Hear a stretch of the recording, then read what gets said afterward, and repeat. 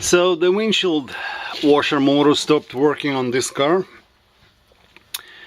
and to replace it, it's a fairly easy job. So first, what you need to do, just take the tire off to have better access. Second, you see the windshield motor right there is covered, so it has this little cover.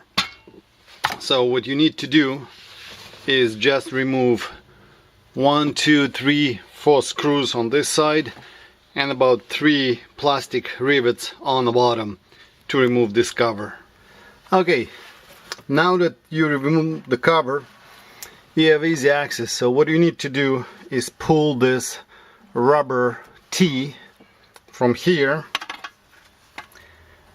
just to disconnect. This is the supply hose that supplies fluid to the windshield sprinkles.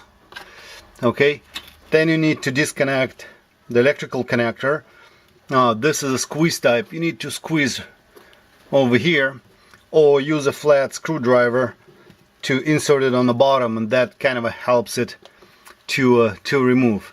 So after that, you just pull the motor up and that's it. So now the one thing to pay attention on the bottom when you're going to pull the motor out is going to be a rubber grommet. So if that grommet is old and hardened, you're going to have to install a new one, because that provides the seal between the canister and the motor spigot. And that's it. So assembly in reverse order. Just install the new motor, connect the hose, connect the electrical connector, and check if the motor works before you button up everything. Now, one note there, make sure you close the hood, otherwise the motor will not work. Alright, so you can see this is the little water pump.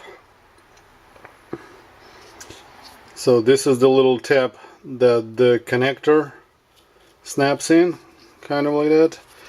And this is the grommet that seals that plastic tip in bottle.